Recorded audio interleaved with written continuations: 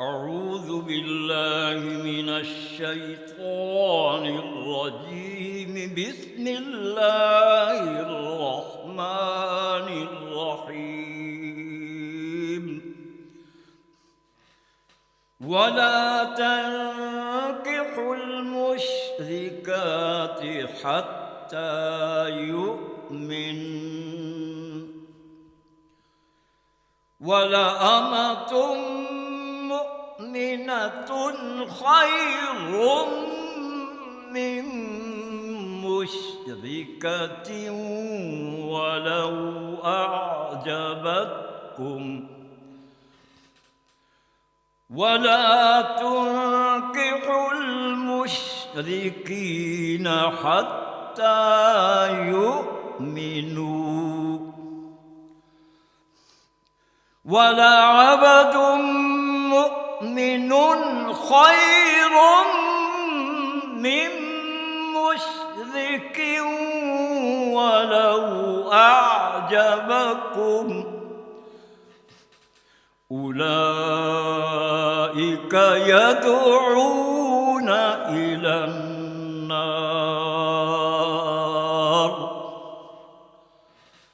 والله يدعو إلى الجنة والمغفرة بإذنه ويبين آياته للناس لعلهم يتذكرون.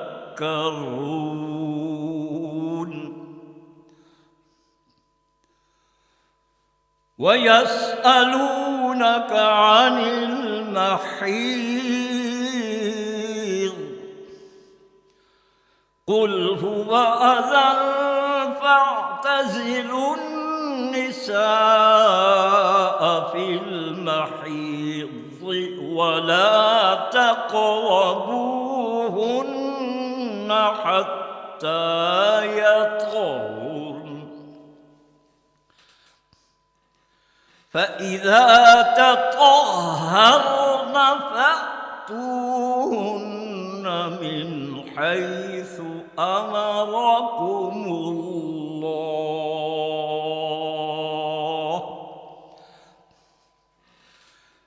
إن الله يحب التوابين ويحب المتطهرين.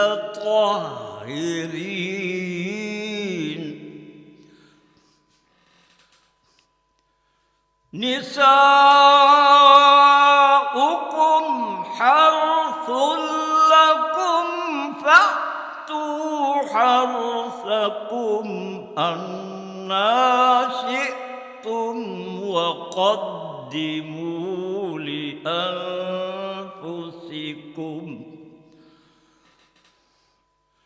واتقوا الله واعلموا أنكم ملاقوه وبشر المؤمنين.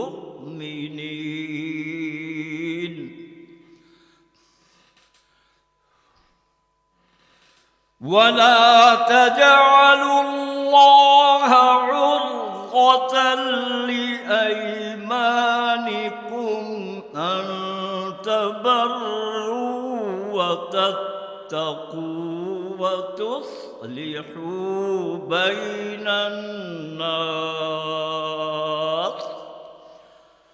والله سميع عليم.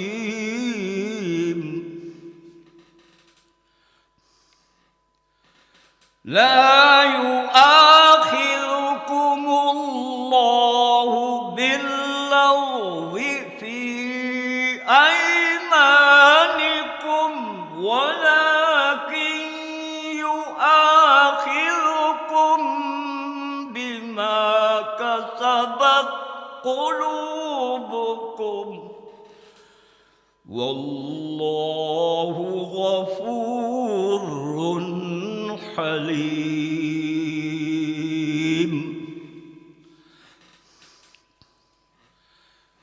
للذين يؤلون من نسائهم تربص 4 أشهر فإن فاءوا فإن الله غفور رحيم وإن عزموا الطلاق فإن الله سميع عليم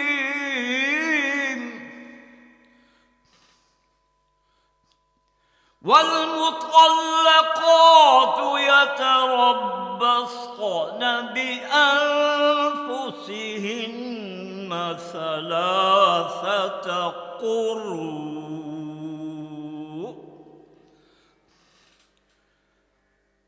ولا يحل لهن أن يكتمن ما خلق الله في أرحامهن إن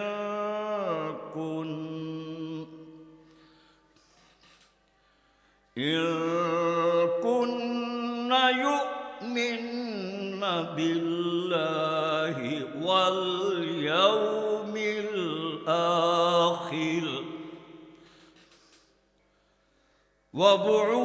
وبعولتهن أحق بردهن في ذلك إن أرادوا إصلاحا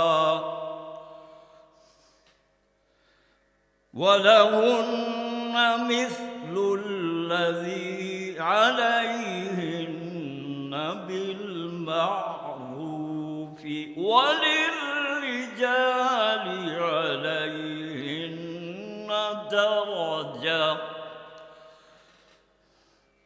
والله عزيز حكيم صدق الله العظيم. شروع اللہ کے نام سے جو بڑا مہربان نہایت رحم والا ہے. اور مومنوں، مشرک عورتوں سے جب تک ایمان نہ لائیں نکاح نہ کرنا، کیونکہ مشرک عورت خواہ تم کو کیسے ہی بلی لگے، اس سے مومن لونڈی بہتر ہے. اور اسی طرح مشرک مرد جب تک ایمان نہ لائیں مومن عورتوں کو ان کی زوجیت میں نہ دینا، کیونکہ مشرک مرد سے خواہ وہ تم کو کیسا ہی بلا لگے مومن غلام بہتر ہے. یہ مشرک لوگوں کو دوزخ کی طرف بلاتے ہیں اور اللہ اپنی مہربانی سے جنت اور بخشش کی طرف بلاتا ہے، اور اپنے حکم لوگوں سے کھول کھول کر بیان کرتا ہے تاکہ نصیحت حاصل کریں. اور آپ صلی اللہ علیہ وسلم سے حیض کے بارے میں دریافت کرتے ہیں، فرما دیجیے وہ تو نجاست ہے، سو ایام حیض میں عورتوں سے کنارہ کش رہو، اور جب تک پاک نہ ہو جائیں ان سے مقاربت نہ کرو. ہاں جب پاک ہو جائیں تو جس طریق سے اللہ نے تمہیں ارشاد فرمایا ہے ان کے پاس جاؤ. کچھ شک نہیں تمہیں کہ اللہ توبہ کرنے والوں اور پاک صاف رہنے والوں کو پسند کرتا ہے. تمہاری عورتیں تمہاری کھیتی ہیں تو اپنی کھیتی میں جس طرح چاہو جاؤ اور اپنے لیے نیک عمل آگے بھیجو اور اللہ سے ڈرتے رہو.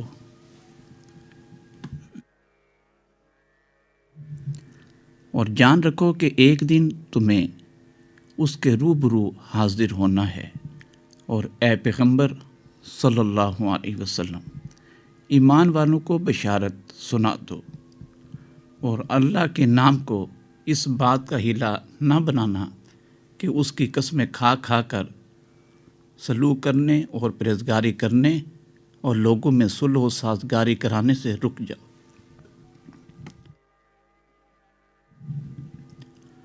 اور اللہ سب کچھ سنتا اور جانتا ہے۔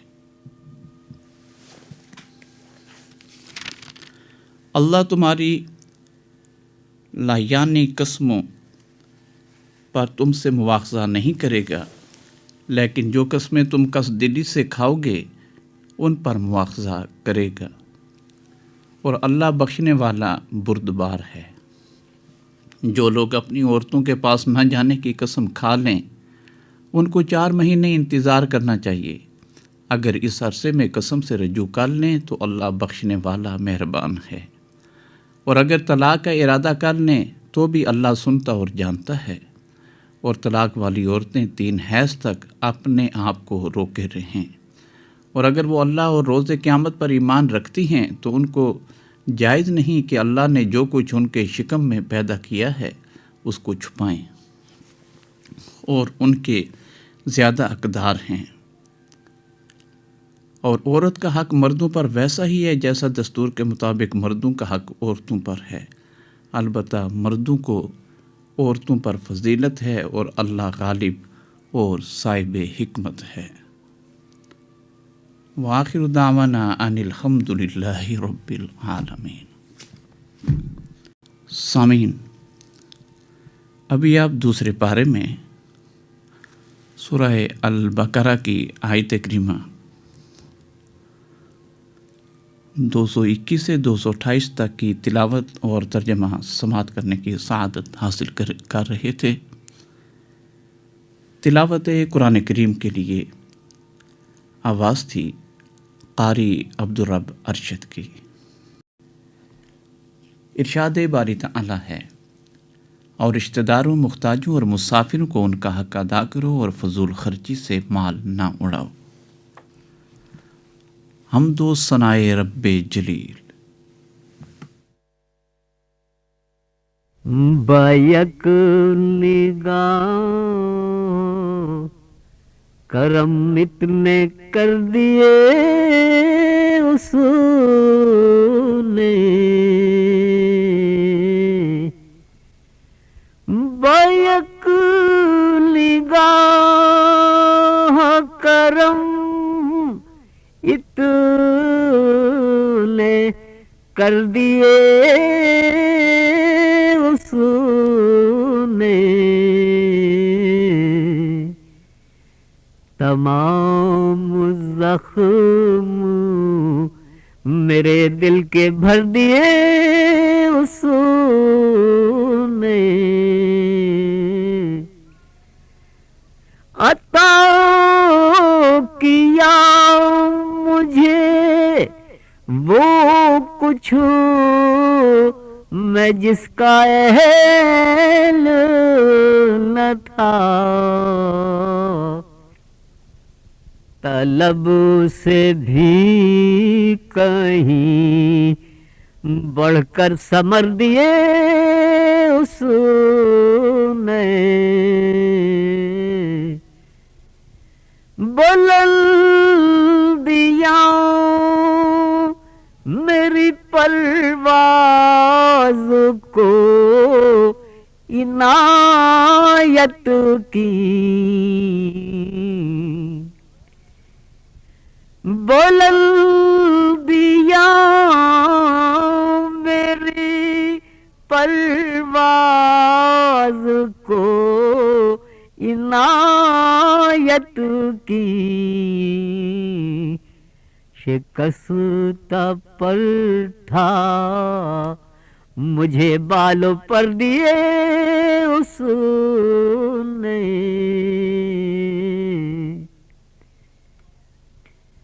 سمٹ کے آ گیا وہ میرے دیدہ دل میں، سمٹ کے آ گیا وہ میرے دید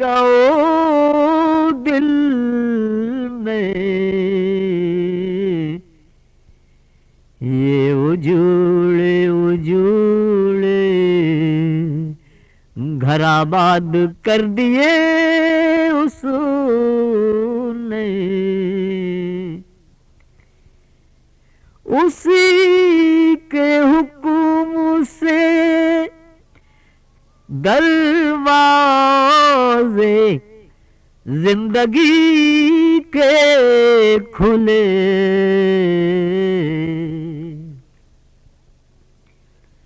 اسی کے حکم سے دروازے زندگی کے کھلے، تمام زاویہ ہائے نظر دیے اس نے، تمام زاویہ ہائے نظر دیے اس نے، میں شب گزیدہ ظلمت رسیدہ تھا مجھ کو، میں شب گزیدہ ظلمت رسیدہ تھا مجھ کو، ظفر اجالے سحر در سحر دیے اس نے، ظفر اجالے سحر در سحر دیے اس نے، بیک نگاہ کرم اتنے کر دیے اس نے۔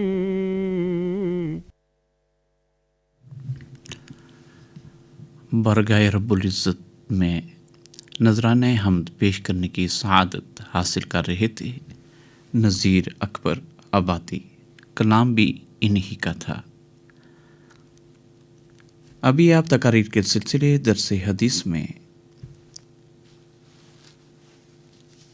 جناب حافظ محمد شفیق کی بات چیت سماعت فرمائیں گے۔ الحمد للہ وکفا وسلام علی عبادہ الذین اصطفى، اما بعد، بسم اللہ الرحمن الرحیم۔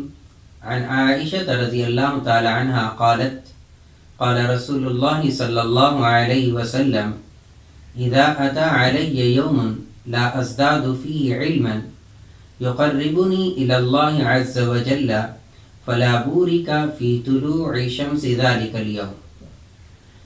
اس حدیث مبارکہ کا ترجمہ یہ ہے، حضرت عائشہ صدیقہ رضی اللہ عنہا سے روایت ہے کہ رسول اللہ صلی اللہ علیہ وسلم نے ارشاد فرمایا، جب کوئی مجھ پر ایسا دن گزرتا ہے جس میں میں ایسا علم حاصل نہیں کرتا جو مجھے اللہ تعالیٰ سے قریب کرے، تو اس دن کا طلوع آفتاب میرے لیے بابرکت نہیں ہوتا۔ اس حدیث مبارکہ میں بھی رسول اللہ صلی اللہ علیہ وسلم نے علم حاصل کرنے کی ترغیب ایک خوبصورت انداز میں بیان فرمائی کہ وہ دن باعث برکت نہیں ہوتا جس میں کوئی علم کی ایسی بات حاصل نہ ہو جو اللہ تعالیٰ کے قریب کر دے۔ انسان اگر غور کرے تو معلوم ہو جائے گا کہ انسان کو اپنا ذاتی کوئی کمال حاصل نہیں، جو کچھ اس کے پاس ہے وہ سب کچھ اللہ تعالیٰ ہی کا دیا ہوا ہے۔ جیسے اللہ تعالیٰ نے انسان کے اندر عقل پیدا فرمائی جو سب سے بڑا علم کا ذریعہ ہے، اور انسان اپنی عقل سے خود بغیر کسی تعلیم کے بہت سی چیزیں سمجھتا ہے۔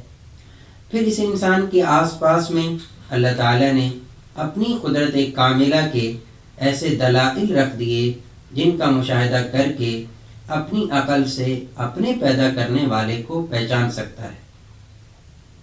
پھر اللہ تعالیٰ نے وحی اور الہام کے ذریعے بہت سی چیزوں کا علم انسان کو عطا فرمایا، اور بہت سی ضروری چیزوں کا علم انسان کے ذہن میں خود بخود پیدا فرما دیا، جس میں کسی زبان یا قلم کی تعلیم کا دخل نہیں۔ اگر انسان اپنے بڑا ہو جانے کے بعد اپنی پیدائش کے زمانے کو سوچے تو اسے معلوم ہو جائے گا کہ کیسے ایک بے شعور بچہ پیدا ہونے کے ساتھ ہی اپنی غذا کے مرکز کو پہچان لیتا ہے، پھر اس غذا کو منہ کے ذریعے لیتا ہے۔ تو یہ اس طرح اپنی غذا کو حاصل کرنا کس نے سکھایا اور کون سکھا سکتا تھا؟ پھر اس کے بعد اس کو ایک ہنر رونے کا اللہ تعالیٰ نے پیدا ہوتے ہی سکھا دیا۔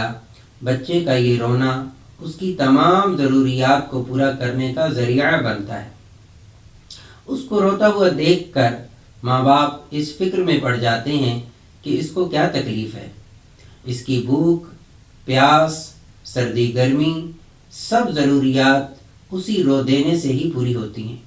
یہ رونے کی تعلیم اس بچے کو کون کر سکتا تھا اور کس طرح کر سکتا تھا؟ یہ سب اللہ تعالیٰ کا دیا ہوا علم ہے جو اللہ تعالیٰ ہر انسان کے دل میں پیدا فرما دیتا ہے۔ اللہ رب العزت نے سورۃ الفاطر کی آیت نمبر 78 میں یہ بات ارشاد فرمائی کہ وَاللَّهُ أَخْرَجَكُم مِّن بُطُونِ أُمَّهَاتِكُمْ لَا تَعْلَمُونَ شَيْئًا، یعنی اللہ تعالیٰ نے انسان کو اس طرح پیدا فرمایا کہ جب پیدا ہوا تو یہ کچھ بھی نہیں جانتا تھا، کوئی ہنر، کوئی علم اس انسان کے پاس پیدائش کے وقت نہیں تھا، اور پھر اس انسان کو اللہ تعالیٰ ضرورت انسانی کے مطابق بغیر کسی واسطے کے علم عطا فرماتے رہے، جس میں نہ ماں باپ کا دخل ہے اور نہ ہی کسی استاذ کا۔ پھر کچھ عرصے کے بعد اس انسان میں یہ سلیقہ پیدا ہونے لگتا ہے کہ ماں باپ اور دوسرے آس پاس کے لوگوں کی باتیں سن کر یا کچھ چیزوں کو دیکھ کر کچھ سیکھنے لگتا ہے، اور پھر ان سنی ہوئی آوازوں اور دیکھی ہوئی چیزوں کو سوچنے سمجھنے کا سلیقہ پیدا ہوتا ہے۔ اس لیے اللہ رب العزت فرماتے ہیں وَجَعَلَ لَكُمُ السَّمْعَ وَالْأَبْصَارَ وَالْأَفْئِدَةَ لَعَلَّكُمْ تَشْكُرُونَ، یعنی اگرچہ ابتدائے پیدائش میں انسان کو کسی چیز کا علم نہیں تھا، مگر اللہ تعالیٰ نے اس کے وجود میں علم حاصل کرنے کے عجیب و غریب قسم کے آلات نصب کر دیے تھے۔ ان آلات میں سب سے پہلے سمع یعنی سننے کی قوت کو ذکر فرمایا کہ یہ انسان کو سب سے پہلے اور سب سے زیادہ علم کانوں ہی کے راستے سے آتا ہے۔ شروع میں تو آنکھ بند ہوتی ہے مگر کان سنتے ہیں، اور اس کے بعد اگر غور کیا جائے تو انسان کو پوری عمر میں جس قدر معلومات حاصل ہوتی ہیں ان میں سب سے زیادہ کانوں سے سنی ہوئی باتیں ہوتی ہیں۔ آنکھ سے دیکھی ہوئی معلومات اس کی نسبت بہت کم ہوتی ہیں، اور اللہ رب العزت نے یہاں اس آیت میں گویائی اور زبان کا ذکر نہیں فرمایا، کیونکہ نطق گویائی زبان سے علم حاصل نہیں ہوتا بلکہ زبان سے اظہار علم ہوتا ہے۔ اللہ رب العزت نے جو انسان کو سننے کی قوت عطا فرمائی تو تجربہ یہ ہے کہ جو انسان سن سکتا ہو وہی بول سکتا ہے۔ گنگا انسان جو بولنے پر قادر نہیں وہ کانوں سے بھی بہرا ہوتا ہے، اور شاید اس کے نہ بولنے کا سبب ہی یہی ہوتا ہے کہ وہ کوئی آواز سنتا نہیں۔ آج کی حدیث مبارکہ میں جو بات رسول اللہ صلی اللہ علیہ وسلم نے بیان فرمائی کہ جب کوئی مجھ پر ایسا دن گزرتا ہے جس میں میں ایسا علم حاصل نہیں کرتا جو مجھے اللہ تعالیٰ سے قریب کرے، تو اس دن کا طلوع آفتاب میرے لیے بابرکت نہیں ہوتا۔ اب ایک مسلمان کو یہ سوچنا چاہیے کہ ہمارا کون سا دن بابرکت گزر رہا ہے، اور ہم نے اپنے شعور کے زمانے میں کتنا علم وہ والا حاصل کیا ہے جو ہمیں اللہ تعالیٰ کے قریب کر رہا ہے۔ جبکہ دیکھا جائے تو جن ذرائع کو استعمال کر کے آج انسان اور بالخصوص مسلمان اپنے آپ کو ترقی یافتہ اور تعلیم یافتہ سمجھتا ہے، تو یہ سب ذرائع تو اللہ تعالیٰ ہی کی عطا کردہ ہیں، اور ان تمام ذرائع میں غور کیا جائے تو سب سے بڑا ذریعہ وہ عقل اور دماغ ہے، جس کے بل بوتے پر انسان آج نہ جانے ترقی کی کن منازل تک پہنچتا ہے۔ تو یہ بھی خاص اللہ تعالیٰ کی طرف سے دی ہوئی ہیں، اور وہ ذات اتنی طاقت والی ہے، جب چاہے جس وقت چاہے اپنی ان دی ہوئی نعمتوں کو واپس لے لے۔ اور اللہ رب العزت نے ہمیں اس بات سے سورۃ الانعام کی آیت نمبر 46 میں آگاہ بھی فرما دیا کہ قل ارأیتم ان اخذ اللہ سمعکم وابصارکم وختم علی قلوبکم من الہ غیر اللہ یأتیکم بھی، کہ اے نبی صلی اللہ علیہ وسلم ذرا بتا دو کہ اگر اللہ تعالیٰ تمہارے سننے کی طاقت، تمہارے آنکھیں تم سے چھین لے اور تمہارے دلوں پر مہر لگا دے، تو اللہ تعالیٰ کے سوا کون سا معبود ہے جو یہ چیزیں تمہیں لا کر دے دے۔ لہذا اس انسان کو چاہیے کہ وہ ایسے علوم ضرور حاصل کرے جس سے اللہ تعالیٰ کی معرفت حاصل ہوتی ہے، اور انسان اللہ تعالیٰ کو پہچان کر اس کے احکامات پر عمل کر سکتا ہے۔ حضرت انس رضی اللہ تعالیٰ عنہ سے روایت ہے کہ رسول اللہ صلی اللہ علیہ وسلم کی خدمت اقدس کے اندر ایک آدمی حاضر ہوا اور عرض کرنے لگا، یا رسول اللہ سب سے افضل عمل کون سا ہے؟ تو رسول اللہ صلی اللہ علیہ وسلم نے فرمایا، اللہ تعالیٰ کی معرفت۔ اس نے پھر دوبارہ سوال کیا، یا رسول اللہ سب سے افضل عمل کون سا ہے؟ تو رسول اللہ صلی اللہ علیہ وسلم نے وہی جواب ارشاد فرمایا کہ معرفت الہی۔ اس آدمی نے تیسری بار عرض کیا، یا رسول اللہ میں عمل کے بارے میں سوال کرتا ہوں اور آپ صلی اللہ علیہ وسلم علم کے بارے میں جواب ارشاد فرما رہے ہیں۔ اس پر رسول اللہ صلی اللہ علیہ وسلم نے فرمایا، علم کے ساتھ تھوڑا سا عمل بھی نفع پہنچاتا ہے، لیکن جہالت کے ساتھ بہت عمل بھی نفع نہیں پہنچاتا۔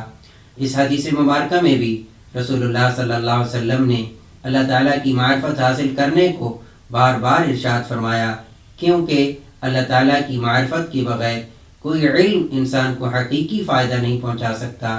اللہ تعالیٰ ہمیں بھی ایسے علوم حاصل کرنے کی توفیق عطا فرمائے جو اللہ تعالیٰ کی معرفت اور اللہ تعالیٰ کے قریب کرنے والے ہوں۔ وما علینا الا البلاغ المبین۔ ابھی آپ درس حدیث میں حافظ محمد شفیق کی بات چیت سماعت فرما رہے تھے۔ نبی اکرم صلی اللہ علیہ وسلم کا ارشاد مبارک ہے، اگر تم کسی ایسے شخص کو دیکھو کہ جس کے پاس مال اور خوبصورتی تم سے زیادہ ہے، تو تم ایسے شخص کو بھی دیکھو جس کے پاس یہ چیزیں تم سے کم ہیں۔ آئے ہیں جب وہ گنبد و محراب سامنے، آئے ہیں جب وہ گنبد و محراب سامنے، تسکین کے کھل گئے ہیں کئی باب سامنے، آئے ہیں جب وہ گنبد و محراب سامنے، آئے ہیں جب وہ گنبد و محراب سامنے،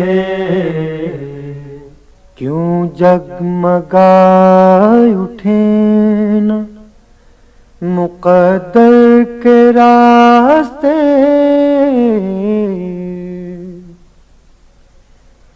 کیوں جگمگائے اٹھیں نہ مقدر کے راستے، جب ہو رخ رسول کا مہتاب سامنے،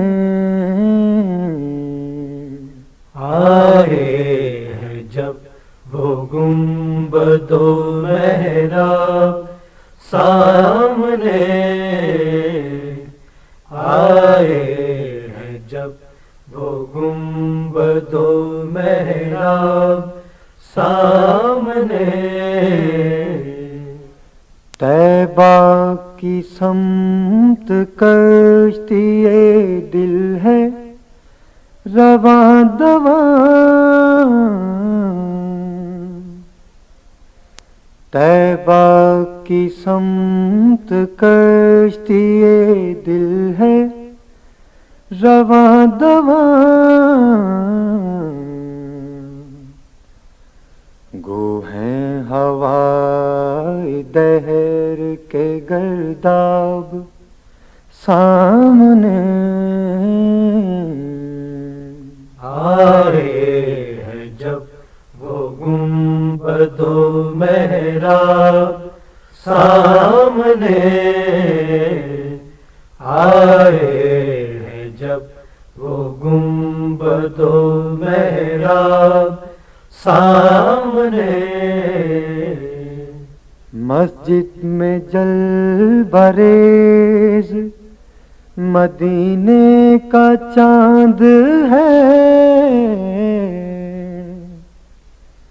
مسجد میں جل بریز مدینے کا چاند ہے مثل نجوم ہیں سبھی اصحاب سامنے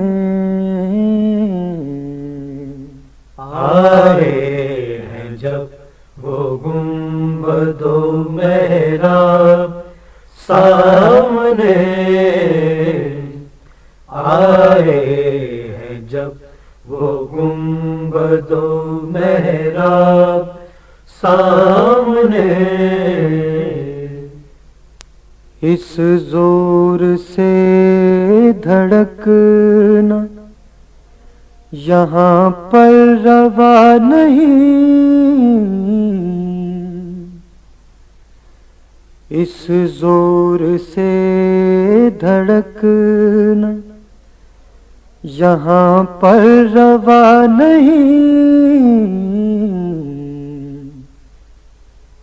ہے روضہ نبی دل بیتاب سامنے آئے ہیں جب وہ گنبد و محراب سامنے تسکین کے کھل گئے ہیں کئی باب سامنے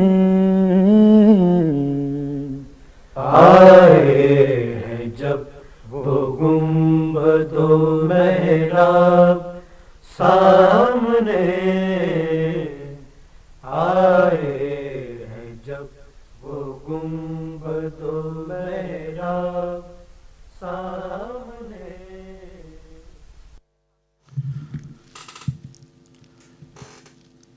برگاہ نبی صلی اللہ علیہ وسلم میں ہدیہ عقیدت پیش کرنے کی سعادت حاصل کر رہے تھے آصف جاوید اور ساتھی۔ سامعین، اب اخلاقی اقدار کے سلسلے روشنی میں قاری شاہد اسلام بٹ کی بات چیت سنتے ہیں۔ نحمده ونصلي على رسوله الكريم اما بعد فاعوذ بالله من الشیطان الرجیم بسم اللہ الرحمن الرحیم۔ سامعین محترم، دین اسلام ایک مکمل ضابطۂ حیات ہے جو دنیا و آخرت کی کامیابی کا ضامن ہے۔ زندگی کا کوئی شعبہ ایسا نہیں جس میں اسلام نے ہماری رہنمائی نہ کی ہو۔ ہم زندگی کے جس شعبے کو بھی لیں، اسلام نے اس شعبے میں مکمل رہنمائی فرمائی ہے۔ عبادات کے ساتھ ساتھ اسلام معاشرتی روابط میں حقوق و فرائض کے تعین کے لیے ایک نظام وضع کرتا ہے جسے ہم اسلام کا معاشرتی نظام کہتے ہیں۔ اسلام کا معاشرتی نظام ایک مضبوط اور پائیدار نظام ہے جس کے اصول و ضوابط مستحکم ہیں۔ اسلامی معاشرے میں عمر رسیدہ افراد کو انتہائی قدر و منزلت حاصل ہے۔ اس کی بنیاد قرآن مقدس کی خوبصورت تعلیمات ہیں۔ شریعت میں والدین اور بزرگوں کی خدمت کرنے کی تاکید مختلف مقامات پر آئی ہے۔ خود نبی اکرم صلی اللہ علیہ وسلم نے بوڑھوں، کمزوروں اور ضعیفوں کے ساتھ بہت ہی زیادہ حسن سلوک کا مظاہرہ کیا۔ عمر رسیدہ افراد کی اہمیت بیان کرتے ہوئے ارشاد فرمایا، اللہ تعالیٰ کی عظمت و بڑائی کا تقاضا ہے کہ بوڑھے مسلمان کا اکرام کیا جائے۔ ایک موقع پر آپ صلی اللہ علیہ وسلم نے فرمایا، جس شخص کے بال اسلام کی حالت میں سفید ہوئے ہوں اس کے لیے قیامت کے دن نور ہوگا۔ نیز آپ صلی اللہ علیہ وسلم نے فرمایا، بے شک میری امت کے بزرگ افراد کی عزت و تکریم میری بزرگی و عظمت سے ہے۔ سامعین محترم، بڑھاپے کی عمر میں انسان چاہتا ہے کہ اس کے چھوٹے اس کے ساتھ عزت و توقیر کا معاملہ کریں، اس کو معاشرے میں بہتر مقام دیا جائے، اور اولاد کو بھی اہم فیصلہ کرنے سے پہلے اس کی رائے لے لیں تاکہ اس کی دلجوئی ہو۔ حضور اکرم صلی اللہ علیہ وسلم نے فرمایا، جو نوجوان کسی بزرگ کی سن رسیدہ ہونے کی وجہ سے عزت کرتا ہے، اللہ تعالیٰ اس نوجوان کے لیے کسی کو مقرر فرما دیتا ہے جو اس کے بڑھاپے میں اس کی عزت کرے گا۔ اس کارخانہ قدرت میں جس کو جو نعمتیں ملی ہیں وہ ادب کی بنا پر ہی ملی ہیں، اور جو ادب سے محروم ہیں حقیقتاً ایسا شخص ہر نعمت سے محروم ہے۔ اس لیے کسی دانشور کا یہ قول ہے کہ با ادب با نصیب، بے ادب بے نصیب۔ حضور نبی کریم صلی اللہ علیہ وسلم نے فرمایا، اے انس، بزرگوں کا ادب و احترام کرو اور چھوٹوں پر شفقت کرو، تم جنت میں میری رفاقت پالو گے۔ نیز ارشاد فرمایا، تمہارے بزرگوں کے ساتھ ہی تم میں خیر و برکت ہے۔ حضور اکرم صلی اللہ علیہ وسلم نے فرمایا، مجھے اپنے ضعیف لوگوں میں تلاش کرو، کیونکہ ضعیف لوگوں کے سبب تمہیں رزق دیا جاتا ہے اور تمہاری مدد کی جاتی ہے۔ ایک اور روایت میں ارشاد فرمایا، اللہ تعالیٰ کی طرف سے مہلت پر مہلت دی جاتی ہے، پس اگر عمر رسیدہ افراد، عاجز و منکسر نوجوان، شیرخوار بچے اور جانور نہ ہوں تو تم پر مصیبتوں کے پہاڑ ٹوٹ پڑیں۔ سامعین محترم، امام ابو یوسف رحمۃ اللہ علیہ نے اپنی معروف تالیف کتاب الخراج میں لکھا ہے کہ ایک دفعہ امیر المومنین سیدنا عمر فاروق رضی اللہ تعالیٰ عنہ نے گشت کے دوران ایک ضعیف العمر نابینا شخص کو دیکھا۔ آپ نے اس کے بازو پر ہاتھ رکھ کر پوچھا کہ تم اہل کتاب کے کس گروہ سے تعلق رکھتے ہو؟ اس نے جواب دیا کہ میں یہودی ہوں۔ سیدنا فاروق اعظم رضی اللہ تعالیٰ عنہ نے پوچھا کہ گداگری کی یہ نوبت کیسے آئی؟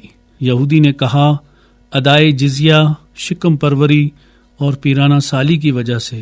آپ رضی اللہ تعالیٰ عنہ نے سن کر اس کا ہاتھ پکڑا اور گھر لائے اور جو موجود تھا اس کو دیا، اور بیت المال کے خازن کو لکھا کہ یہ اور اس قسم کے دوسرے ضعیف العمر اشخاص کی تفتیش کرو، خدا کی قسم ہرگز یہ انصاف نہیں ہوگا کہ ہم جوانی میں تو ان سے جزیہ وصول کریں اور بڑھاپے میں انہیں بھیک کی ذلت سے دوچار کریں۔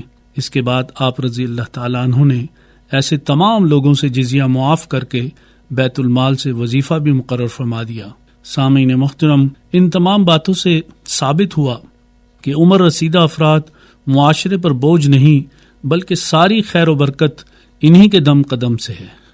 اسلام نے بڑوں کی بے حرمتی کرنے، مذاق اڑانے، برا بلا کہنے اور ان پر ہنسنے سے منع فرمایا ہے، اور بزرگوں کی توہین کرنے والوں کو منافق قرار دیا ہے۔ سیدنا ابو امامہ رضی اللہ تعالیٰ عنہ سے روایت ہے کہ رسول اللہ صلی اللہ علیہ وسلم نے فرمایا، 3 آدمیوں کی توہین منافق ہی کر سکتا ہے، ایک وہ شخص جو حالت اسلام میں بڑھاپے کو پہنچا ہو، اور علم والے اور عادل امام و بادشاہ۔ پس معلوم ہوا کہ دنیا و آخرت کی فلاح بزرگوں خصوصاً بوڑھے والدین کی عزت و تکریم اور ان کے ساتھ حسن سلوک کرنے میں ہے۔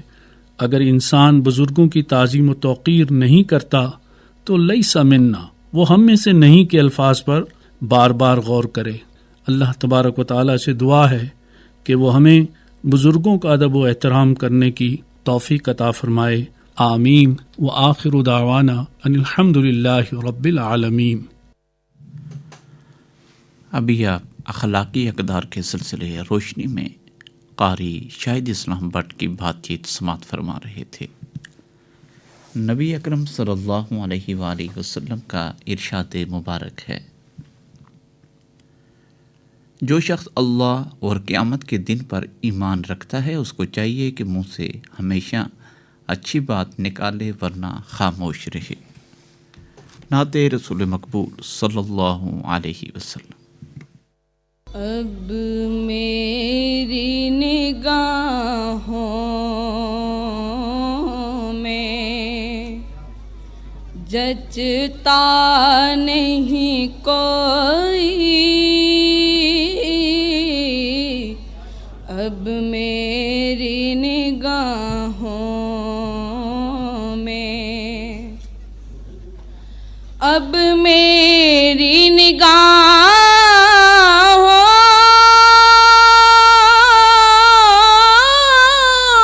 میں جچتا نہیں کوئی، جیسے میرے سرکار ہیں ایسا نہیں کوئی، جیسے میرے سرکار ہیں۔ اے ظرف نظر دیکھ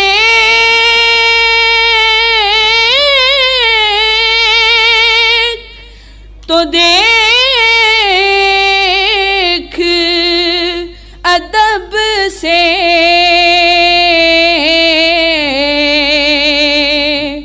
اے ظرف نظر دیکھ تو دیکھ ادب سے، سرکار کا جلوہ ہے تماشا نہیں کوئی، سرکار کا جلوہ ہے تماشا نہیں کوئی، جیسے میرے سرکار ہیں۔ اعزاز یہ حاصل ہے تو حاصل ہے زمین کو،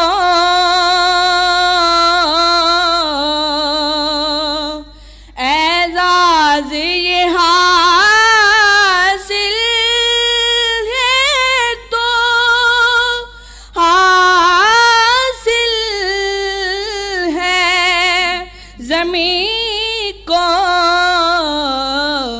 افلاک پہ تو گنبد خضرا نہیں کوئی، افلاک پہ تو گنبد خضرا نہیں کوئی، جیسے میرے سرکار ہیں۔ نبی اکرم صلی اللہ علیہ وسلم کی بارگاہ اقدس میں اقبال عظیم کے گلہ عقیدت منیبہ شیخ کی آواز میں آپ نے سنے۔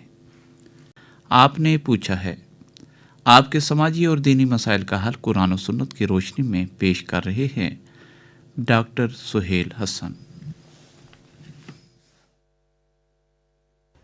بسم اللہ الرحمن الرحیم، الحمد للہ رب العالمین، والصلاة والسلام علی سید المرسلین وعلی آلہ وصحبہ اجمعین۔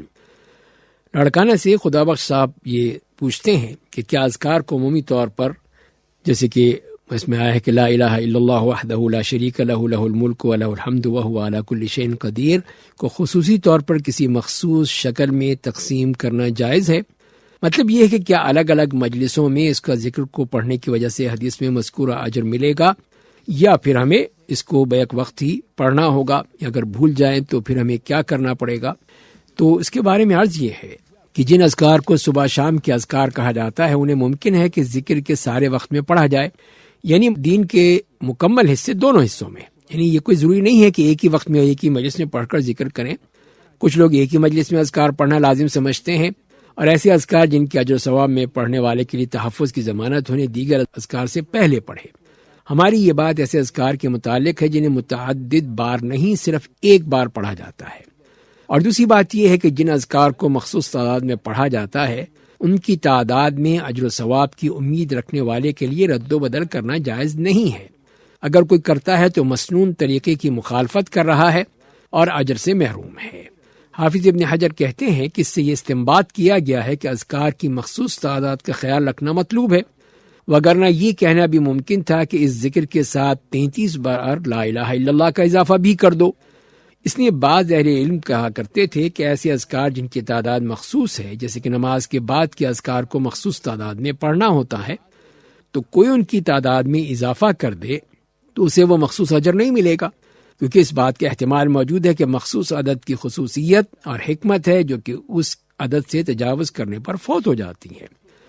اور اس موقف کی مخالفت کرنے والے کہتے ہیں کہ وہ شخص ثواب سے محروم نہیں ہوگا، لیکن جو زائد ذکر اس نے کیا ہے وہ حکم عدولی نہیں کرنا چاہتا، بلکہ اس کی نیت تو یہ ہے کہ حکم کی تعمیل کے بعد اس ذکر کو نفلی طور پر پڑھے، منصوص اجر سے بڑھ کر حاصل نہیں کرنا چاہتا۔ یہی توجیہ حافظ ابن حجر نے کی ہے۔ تیسری بات یہ ہے کہ سوال کے متعلق یہ ہے کہ دن کے دونوں حصوں میں کہے جانے والے اذکار میں کچھ ایسے بھی ہیں جنہیں پوری صبح اور پوری شام میں تقسیم کر کے پڑھا جا سکتا ہے۔ اس کے نہ تو کسی تعداد کو مخصوص کیا جائے، نہ ہی کسی عمل سے پہلے یا بعد میں اسے معین کیا جائے، بلکہ سارے وقت میں جیسے فرصت ہو پڑھ لے۔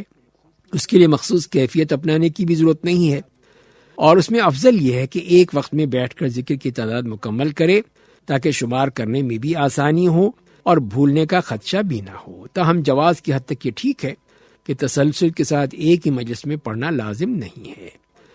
اور اس کے بارے میں کسی حدیث میں آتا ہے کہ رسول اللہ صلی اللہ علیہ وسلم نے فرمایا ہے کہ جو شخص 100 مرتبہ ایک دن میں کہے سبحان اللہ و بحمدہ تو اس کے گناہ مٹا دیے جاتے ہیں، اگرچہ وہ سمندر کے جھاگ کے برابر ہی کیوں نہ ہو۔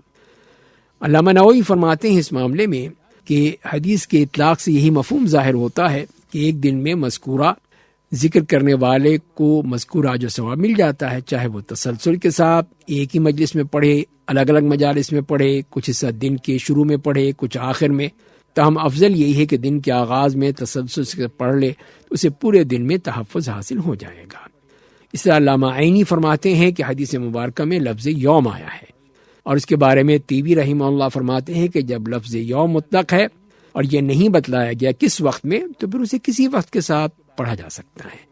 تو خلاصہ یہی ہوا کہ افضل یہی ہے کہ مذکورہ تعداد میں ذکر کو ایک ہی مجلس میں پڑھ لیا جائے، اگر ایسا ممکن نہ ہو تو پھر جس قدر ہو سکے اس کو پڑھ لیا جائے، کسی قسم کی قید نہ لگائے، ہر نماز کے بعد مخصوص تعداد میں پڑھ لے۔ دوسرا خط ہمیں ملا ہے حیدرآباد سے عبدالجبار جوکھیو صاحب کا۔ وہ یہ کہتے ہیں کیا یہ دعا صحیح ہے کہ جب کوئی بندہ توبہ کرے تو فرشتے کہتے ہیں کہ یا اللہ اسے بھی اسی طرح خوش کر دے جیسے اس نے ہمیں خوش کر دیا۔ فرشتے مزید کہتے ہیں کہ یا اللہ اس بندے نے توبہ کر کے ہمیں خوش کر دیا، یا اللہ اسے بھی خوش کر دے۔ پھر اللہ تعالیٰ اس بندے کو جنت کی خوشخبری دے کر خوش کر دیتے ہیں۔ تو جواب میں عرض یہ ہے کہ فرشتوں کا جہان غیبی امور سے تعلق رکھتا ہے، لہذا فرشتوں کے متعلق کوئی بھی بات قرآن کریم یا آیت یا رسول کریم صلی اللہ علیہ وسلم کے فرمان کی روشنی میں ہی کیا جا سکتا ہے۔ اور جو خط میں یہ لکھا گیا ہے تو یہ بالکل بے بنیاد بات ہے۔ علماء کرام میں سے کسی نے اس بات کا کبھی سند یا بغیر سند کے بیان نہیں کیا، اور بعض واعظ اس کو بیان کرتے ہیں لیکن اس کا کوئی حوالہ بھی نہیں ہے۔ تو صحیح ثابت شدہ حدیث میں یہ بات ہے جب کوئی بندہ توبہ کرے اللہ تعالیٰ خود اپنے بندے کی توبہ پر خوش ہوتے ہیں، اور یہ حدیث متعدد صحابہ کرام سے منقول ہے۔ صحیح بخاری اور مسلم میں انس بن مالک رضی اللہ تعالیٰ عنہ کہتے ہیں کہ رسول اللہ صلی اللہ علیہ وسلم نے فرمایا ہے جس وقت بندہ اللہ تعالیٰ کی طرف توبہ کرے تو اللہ تعالیٰ اپنے بندے کی توبہ پر اس شخص سے بھی زیادہ خوش ہوتے ہیں جو ایک بے آب و گیا صحرا میں اپنی سواری پر تھا، وہ اس کے ہاتھ سے نکل گئی، مسافر کا کھانا اور پانی بھی اسی پر تھا، تو اس کے ملنے سے مایوس ہو گیا تو ایک درخت کے پاس آیا اور اس کے سائے میں لیٹ گیا۔ وہ اپنی سواری کے واپس ملنے سے بالکل ناامید ہو چکا تھا، اسی مایوسی میں تھا کہ مسافر سواری کے پاس اور سواری مسافر کے پاس کھڑی ہے۔ تو مسافر نے اس کی نکیل کی رسی سے پکڑا اور اس بے پناہ خوشی کی شدت میں یہ کہہ بیٹھا، اے اللہ تو میرا بندہ، میں تیرا رب ہوں۔ خوشی کی شدت سے غلطی کر گیا اور یہ بھی یقینی بات ہے کہ فرشتے بھی بندے کی توبہ پر اس لیے خوش ہوتے ہیں کہ اللہ تعالیٰ کو بندے کی توبہ پر خوشی ہوتی ہے۔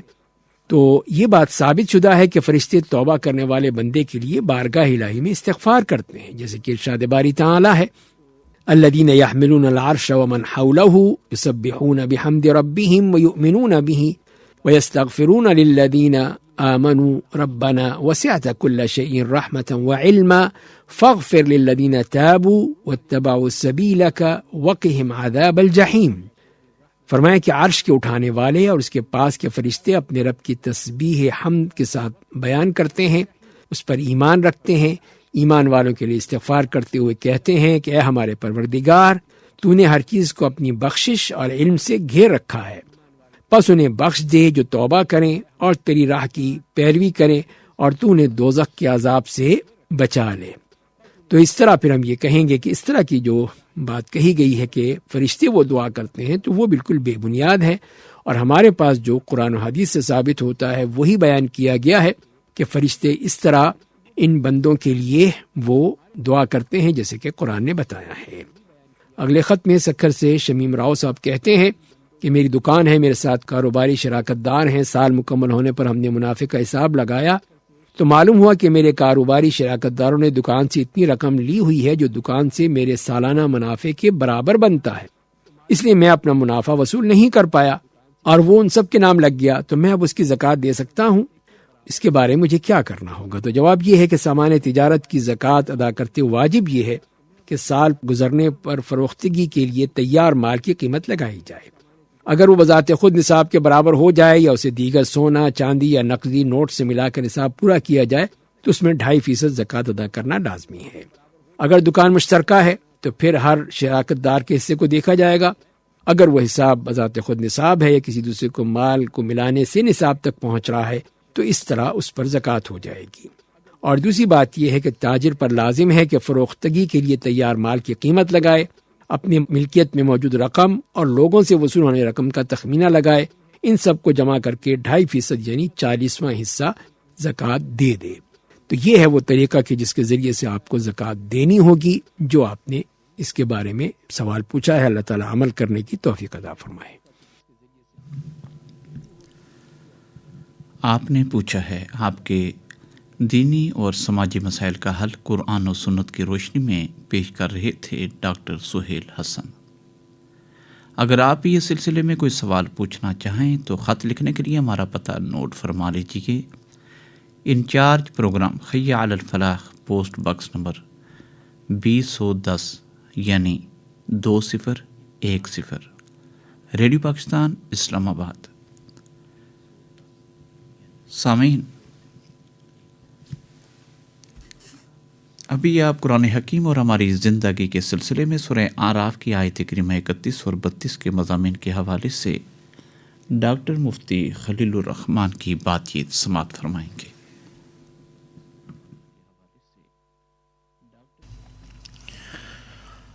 الحمد للہ رب العالمین والصلاة والسلام علی رسولہ الکریم سیدنا و مولانا محمد وعلی آلہ وصحبہ اجمعین، اما بعد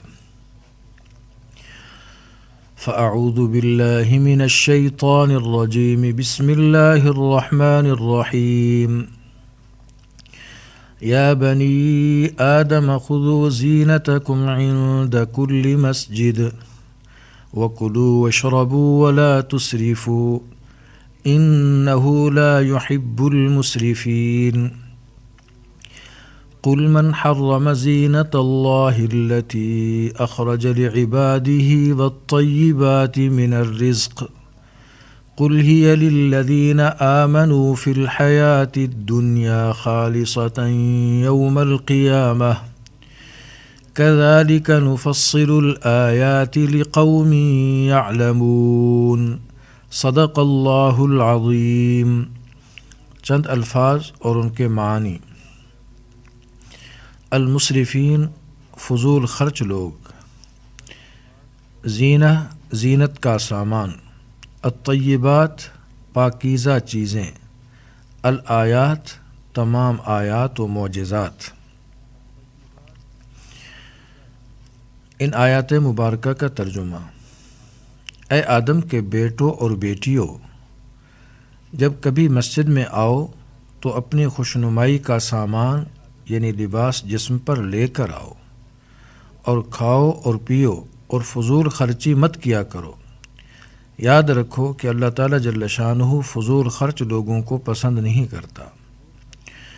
کہو کہ آخر کون ہے جس نے زینت کے اس سامان کو حرام قرار دیا ہو جو اللہ نے اپنے بندوں کے لیے پیدا کیا ہے، اور اسی طرح پاکیزہ رزق کی چیزوں کو۔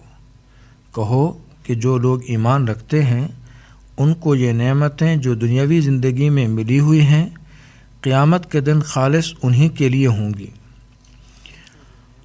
اسی طرح ہم تمام آیتیں ان لوگوں کے لیے تفصیل سے بیان کرتے ہیں جو علم سے کام لیں۔ ابھی ہم نے سورہ اعراف کی آیت نمبر 31 تا 32 کی تلاوت اور ان آیات مبارکہ کا ترجمہ سنا۔ جس طرح عرب کے کچھ قبائل طواف کرتے وقت کپڑے پہننے کو حرام سمجھتے تھے، اسی طرح جاہلیت کے لوگوں نے بہت سی غذاؤں کو بلا وجہ حرام قرار دیا ہوا تھا، جس کا مفصل تذکرہ سورہ انعام میں گزر چکا ہے۔ نیز بعض قبائل نے گوشت کی بعض قسموں کو اپنی امتیازی حیثیت ظاہر کرنے کے لیے اپنے اوپر حرام کر لیا تھا، حالانکہ اللہ تعالیٰ جل شانہ کی طرف سے ایسا کوئی حکم نہیں آیا تھا۔ دراصل کفار مکہ کی ایک بات جو ان کے اندر موجود تھی اس کا اس میں جواب ہے۔ وہ یہ کہا کرتے تھے کہ اگر اللہ تعالیٰ جل شانہ کو ہمارا موجودہ طریقہ کار پسند نہیں ہے تو وہ ہمیں رزق کیوں دے رہا ہے؟ اس کا جواب یہ دیا گیا کہ اس دنیا میں تو اللہ تعالیٰ کے رزق کا دسترخوان ہر شخص کے لیے بچھا ہوا ہے، چاہے وہ مومن ہو چاہے وہ کافر ہو، لیکن یاد رہے آخرت میں یہ نعمتیں صرف اور صرف اہل ایمان کے لیے ہوں گی، اہل کفر کے لیے نہیں ہوں گی۔ اس لیے یہ سمجھنا غلط ہے کہ اگر دنیا میں کسی کو خوشحالی میسر ہے تو یہ اللہ تعالیٰ جل شانہ کی رضامندی کی دلیل ہے، اور اسے آخرت میں بھی خوشحالی ضرور میسر آئے گی۔ یہ اعتقاد، یہ سوچ، یہ خیال بالکل غلط ہے۔ یہاں اللہ تعالیٰ جل شانہ نے یہ بھی ارشاد فرمایا کلوا واشربوا ولا تسرفوا۔ انہی 3 جملوں کے اندر اللہ تعالیٰ جل شانہ نے کئی باتیں بیان فرما دیں۔ مثلاً پہلی بات یہ کہ کھانا پینا بقدر ضرورت فرض ہے جس سے آدمی اپنی زندگی بچا سکے۔ دوسری یہ بات کہ جب تک کسی چیز کی حرمت، اس کا حرام ہونا کسی دلیل شرعی سے ثابت نہ ہو جائے وہ چیز حلال ہے۔ تیسری یہ بات کہ جن چیزوں کو اللہ اور اس کے رسول صلی اللہ علیہ وسلم نے ممنوع قرار دے دیا ہے ان کا استعمال اسراف اور ناجائز ہے۔ چوتھی یہ بات کہ جو چیزیں اللہ جل شانہ نے حلال کی ہیں ان کو حرام سمجھنا یہ بھی اسراف اور سخت گناہ کی بات ہے۔ پانچویں بات یہ کہ پیٹ بھر جانے کے بعد مزید کھانا یہ جائز نہیں ہے۔ چھٹی یہ بات کہ اتنا کم کھانا کہ جس سے آدمی کمزور ہو، اپنے فرائض منصبی بھی ادا نہ کر سکے، عبادت نہ کر سکے، یہ بالکل درست نہیں ہے۔ ساتویں یہ بات کہ ہر وقت کھانے پینے کی فکر میں رہنا اور اپنے مقصد زندگی سے لا تعلق ہو جانا یہ بھی اسراف ہے۔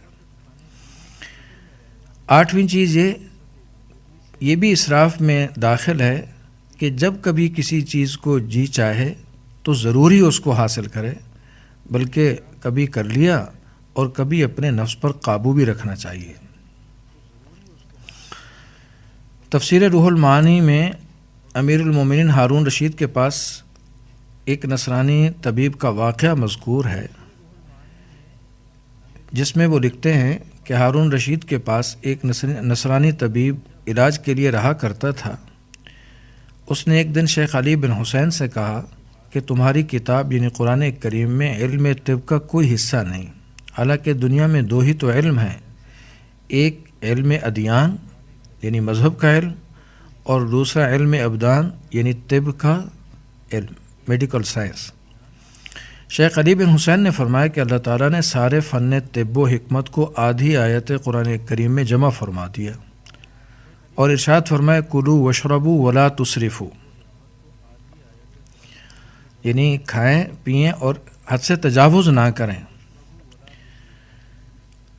پھر اس نے کہا کیا تمہارے پیغمبر صلی اللہ علیہ وسلم سے بھی طب کے سلسلے میں کچھ منقول ہے؟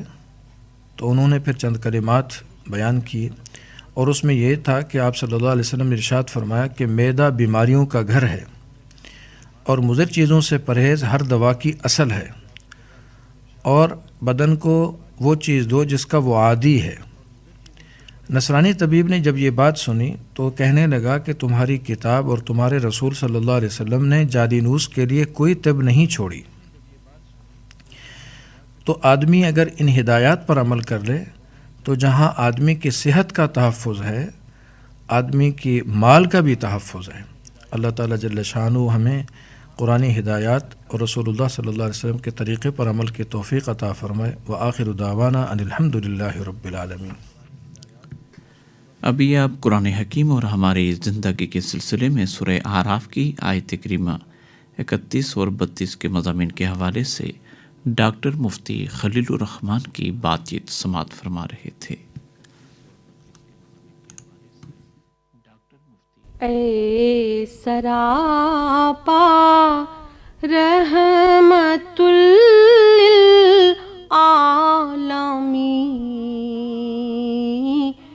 اے سراپا رحمت للعالمین،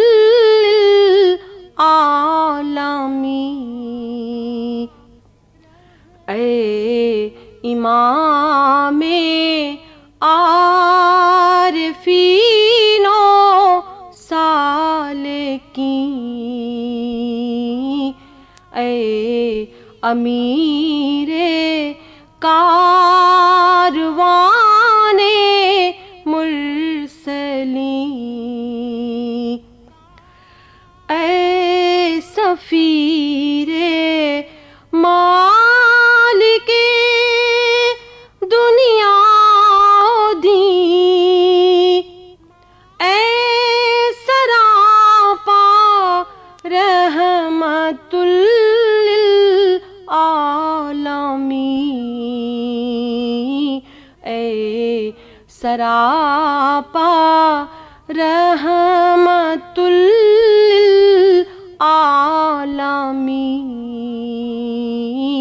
اے سراپا رحمت للعالمین،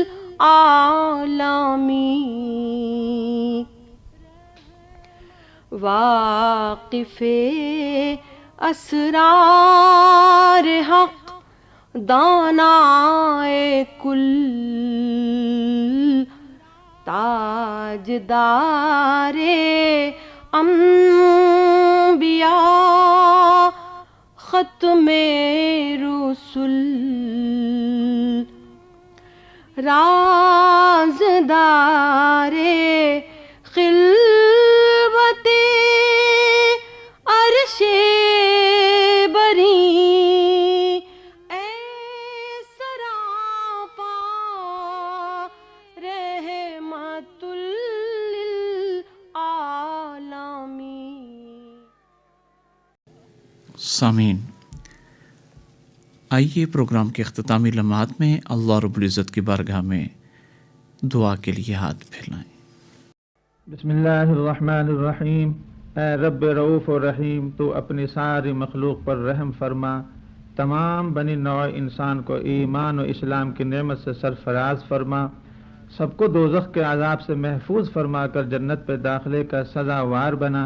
اے پروردگار، امت مسلمہ کو خیر امت بنا، اسے اقوام عالم کی ہدایت کا ذریعہ بنا۔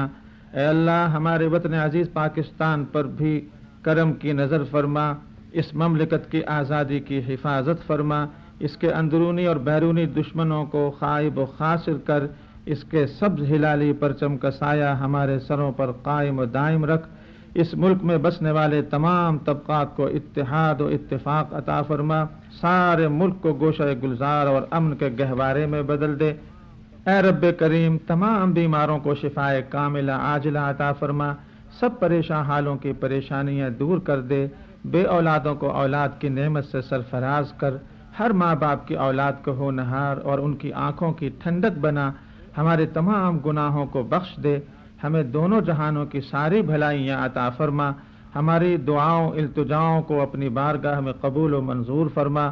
وصلی اللہ تعالی علی خیر خلقہ محمد وآلہ واصحابہ واہل بیتہ اجمعین برحمتک یا ارحم الراحمین۔